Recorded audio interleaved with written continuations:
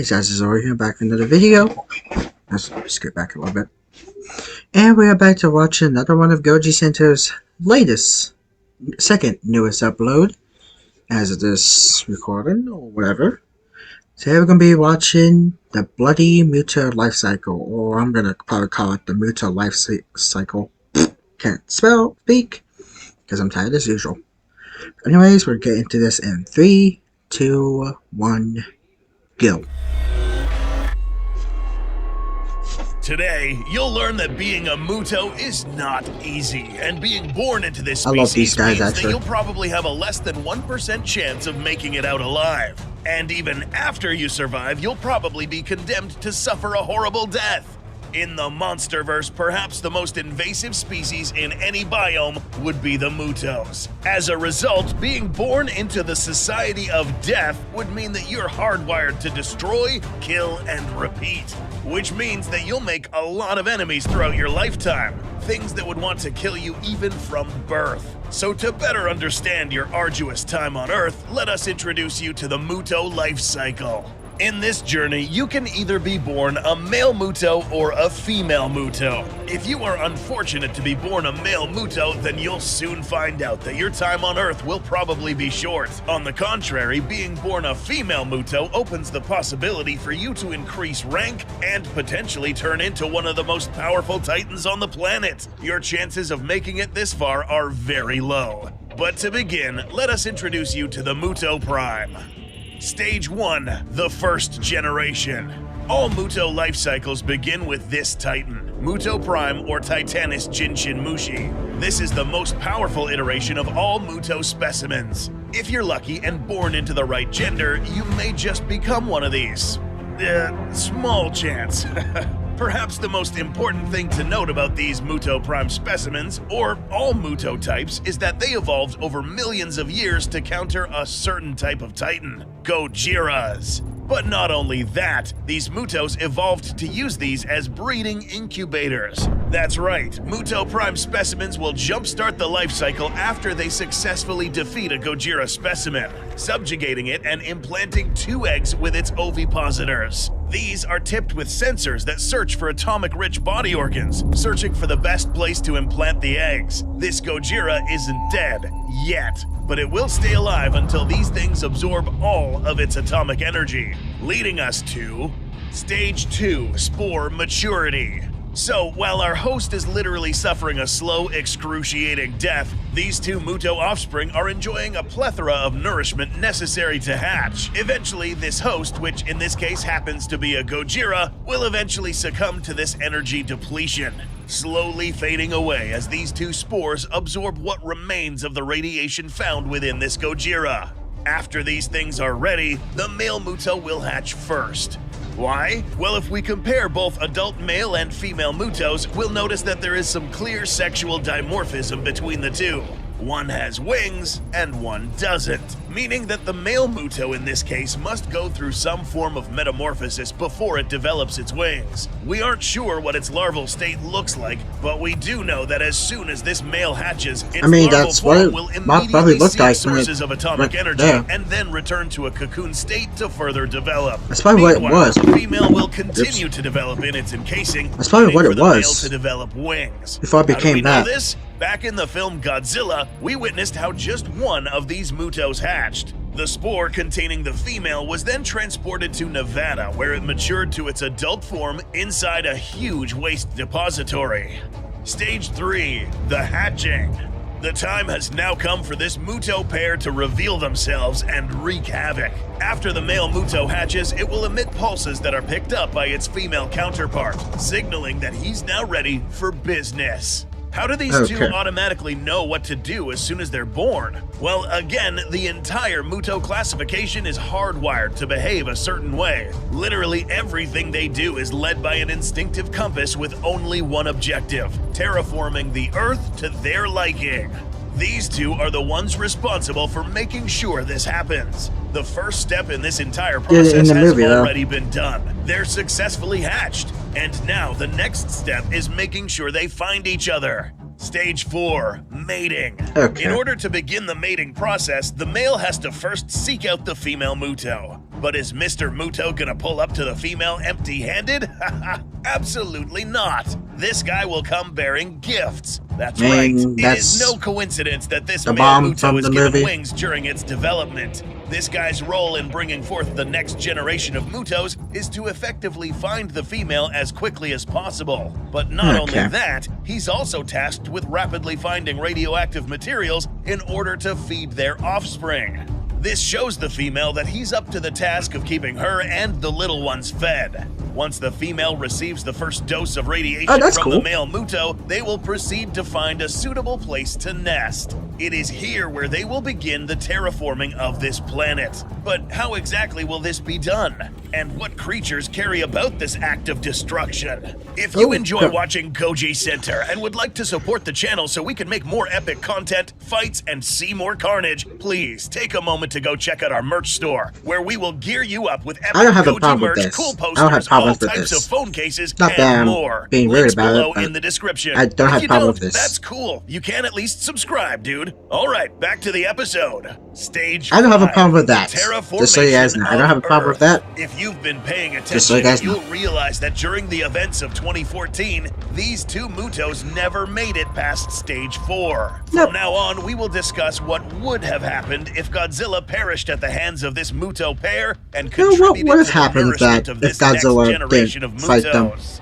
Keep in mind that this female can carry hundreds of these smaller Mutos. Once setting up her nest, the parents will be tasked with providing constant sources of radiation for their offspring, whether it comes in the form of nuclear warheads or a dead Titan. The best Titan to absorb radiation from would have been a Godzilla. Again, we have to bring up the fact what would have happened if Godzilla perished during the movie? Gojiras. One ability in particular, known as the EMP, would be used to snuff out some of the destructive effects of a Gojira atomic breath. Additionally, this Muto pair was equipped with an exoskeleton that could more or less show some resistance towards the already weakened atomic breath. And very sharp, pointy-tipped limbs that could pierce a Gojira's thick hide. But what about the offspring? Will they look identical to their parents? This is actually an unknown fact about the Mutos, but we'd like to guess that they'll look somewhat similar to their parents and around the same size. It is also that would have been cool whether or not if we got to see that. Subspecies could breed amongst themselves. Although there are depictions of both male and females making up the ranks of this new generation. Once these hatch and mature, their hardwired task will be to travel throughout the continent, destroying everything in their path and killing any inhabitants that get in the way. But being born into this generation of Mutos will turn out to be the ultimate nightmare. Stage 6, Civil War. Immediately after the Earth is terraformed into what the Mutos now consider a perfect world, there's one final step in completing the full circle, bringing forth the next Muto Prime. This isn't a democracy where everyone votes for the next queen, or monarchy where there is already a set leader. No, this is now a fight to the death. Every Muto for itself, with one winner, one Muto Prime. Admittedly, all we know about this stage is from a theory developed by Dr. Emma Russell, which suggests that at some point, all existing Mutos will eventually turn on each other, until the strongest specimens remain, with one female eventually taking hold of the title of Muto Prime. But there is one little loophole in this theory. If all female Mutos have to kill each other, where did this one come from? Where did that one come from? Timeline, this particular Titan, also known as a Queen Muto, showed up after Godzilla killed the last remaining Muto Prime. So where do these fit into the Muto life cycle? And why do they look different from the regular female Muto? It was mentioned by Michael Dougherty that this Queen Muto's ridges are more or less like status symbols. Actions such as winning in combat or completing mating rituals may have triggered the development of these ridges, which makes us believe that these could only be attained by the generations of Mutos that were directly birthed by the Muto Prime. But that's just a theory. This particular Muto probably survived this said civil war between all female Mutos, but was not active or strong enough to morph into the next Muto Prime, leaving that to another female who successfully fended off the rest. And finally, we need to discuss what It happened has to the scars rest over of its these body. dudes. The I didn't notice males. that in the Another figure theory images. is that after they complete their paternal duties, the females would then proceed to devour the male specimens, What? similar to real-life mantises. After yeah, they that successfully happens in real breed, life too. the female will then proceed to kill and eat the male partner. This might explain why there aren't any males left during this stage of the Muto cycle. After there is only one or a few Cannibalism. female Mutos left, only one will have the privilege to evolve into the next Muto Prime. Stage 7, Titanus Jinshin Mushi. The cycle reaches full circle at this stage. After a long series of bloody battles with other female Mutos, this particular female's body begins to enter a state of dormancy and likely develops another cocoon. Her wounds will now begin to heal, and her limbs will morph into thicker and more powerful weapons. Her armor will become more scaly, razor-sharp spikes will develop along her spine, and she now will be equipped with ovipositors with tips strong enough to pierce thick Gojira hides. After some time, this animal will now hatch for the last time. This is now a Muto Prime. There's a catch to this, however. Like There Optimus can Prime. only be one of these lurking about, meaning that if this Muto successfully triggers the next life cycle and only one female subspecimen remained, this female wouldn't be able to turn into a Muto Prime until this one died. So, back to this Muto. Why didn't this particular queen turn into the next Muto Prime after Godzilla killed the current one? We aren't very sure about this one, but here's some plausible reasons. 1. Maybe there was another Queen Muto somewhere else on the planet, and she turned into the next Prime. Or 2. Perhaps her body was simply not capable of morphing into the next stage. Maybe it tried, but went through something called pupation failure. This can be caused by several reasons, such as genetic abnormalities, injuries to critical organs, malnutrition, etc. In the real world, this sometimes actually happens to some caterpillars, and sadly, they never get to turn into moths or butterflies.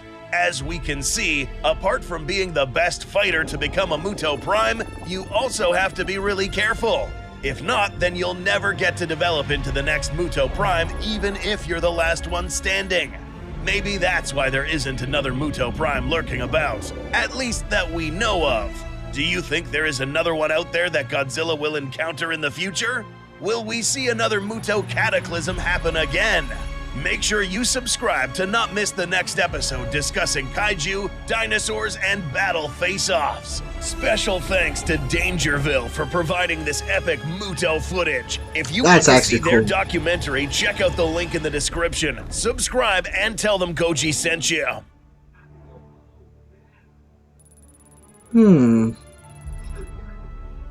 I don't know about that one.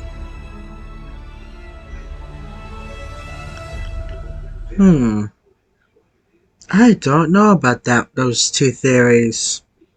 It's very hard to decide. It's very hard to agree if there's another Muto Prime, another Queen Muto, or maybe another Muto Prime, but I'm not sure about that. Never was explained in the Monsterverse, that's for sure. But that was nice. What a bad time to be a Muto, I have to say. But yeah, hope you guys enjoyed this video. As always, I will see you guys in the next video. Toodles!